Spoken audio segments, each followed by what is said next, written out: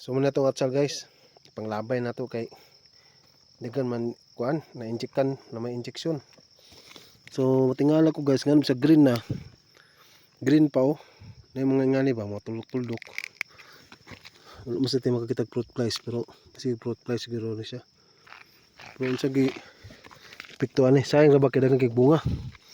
Pero ako mga bunga po mga daot. Dagko ra ba oh. Dagan kita gipangkuha oh. So unsay maayo nga buhaton ani. Puno man insekto. Green pa pero na insekto. So di siya magdugay, madawat gid siya.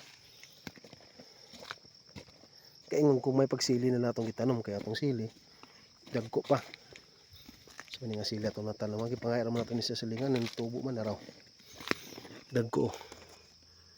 Ang sili oh, dagang kibungaw. Pag harvest ani green ba ni harveston o kailangan na ipapula. So dagan bunga guys ang sili. Tara na to, libuto na to.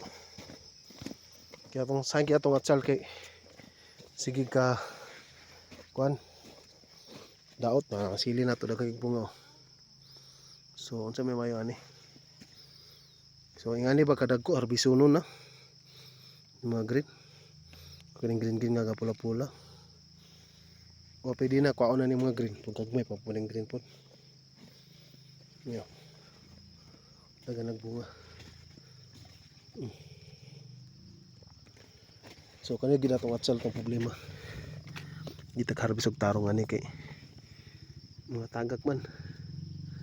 Natong talong kay tambo katong talong. Kani atong talong guys. Guwapo.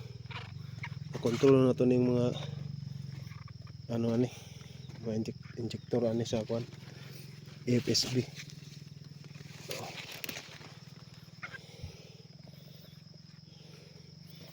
So na-harvest na ito, na-harvest na tayo. Pwede ako. Gapo itong talong guys. Oh. Gold og ko lang i-spray ni. Mga disease sa pato ah. Napoy alay ka. Pero dili siya palupuli ra sila. Kabutang po play bato na ning talong. Pero kani siya oh. No problema na ako sa atsal. Unsay banat ning atsal. Kung sa yung mga suggest